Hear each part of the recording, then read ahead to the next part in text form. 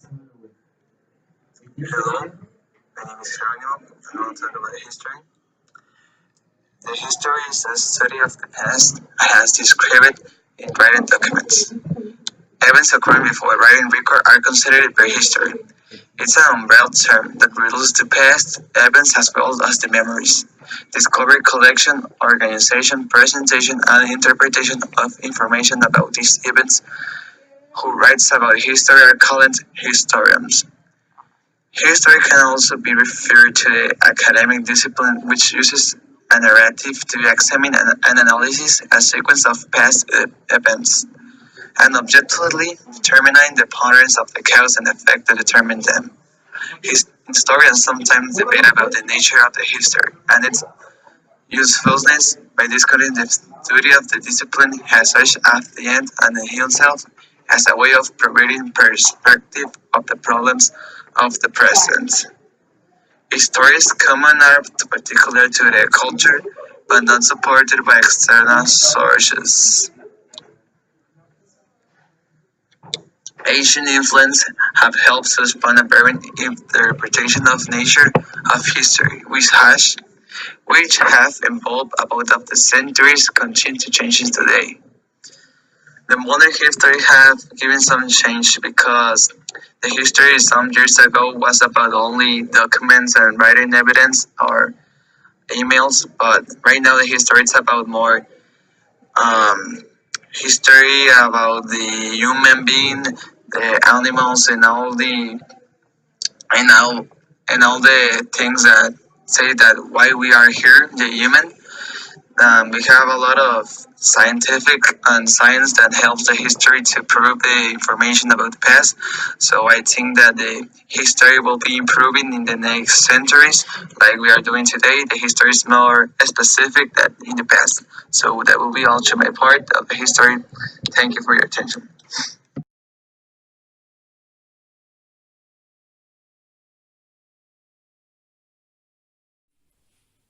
Psychological theory. History repeats itself. There is no real progress. This theory holds that history is a series of partners that recur in different forms around the world. Civilizations rise and fall often for similar reasons. Understanding history is about understanding partners. For example, this is a traditional model for understanding the dynastic history of Central Asia. Linear theory. History is about progress. The world is constantly improving and heading in an ultimate direction. There are no real repetitions. In the history of thought, they may appear to exist every once in a while. This theory is heavily based on the idea of cause and effect. This happening and then that happening because this happened first. Great myth theory. Individual people and or a small group of people through the power of their character or intellect determine the course of history. This view of history was popular in the 19th century. It is summarized by Thomas Carlyle's quote, "The history of the world is but the biography of great men." Everyman theory. The world is shaped by the efforts of ordinary people, not small elite groups or individuals.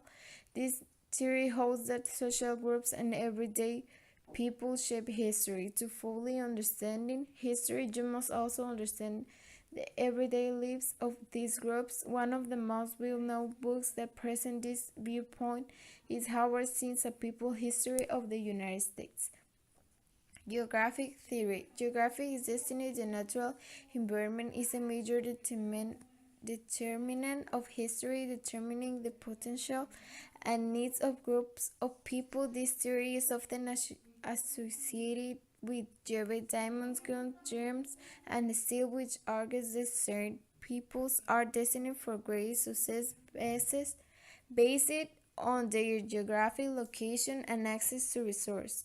Marxist theory. History is the story of a struggle between different social classes, powerful groups that control wealth and resources, and the powerless groups who struggle to survive. In other words, it's about the money.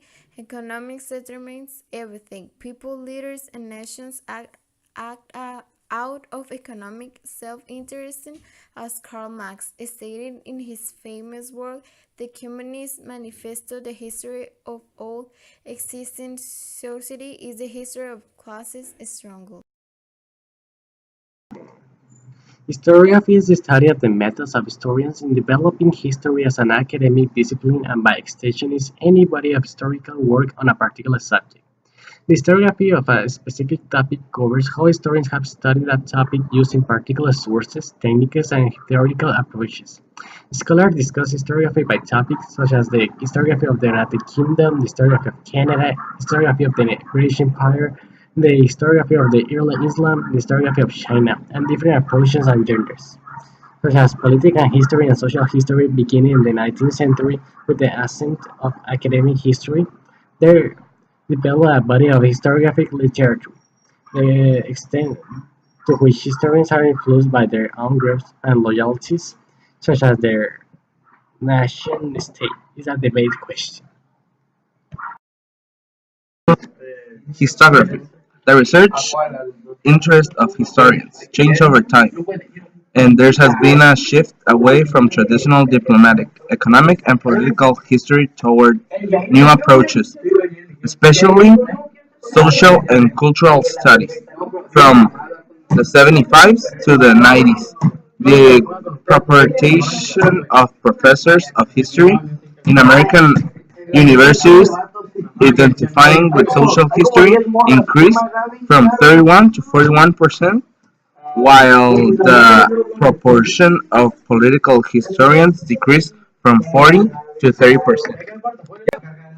Historiography in the early modern period, the term historiography meant the writing of history, and the historiographer meant historian. In that sense, certain official historians were given the title historiographer royal. Historiography was more recently defined as the study of the way history has been and is writing the history of historical writing.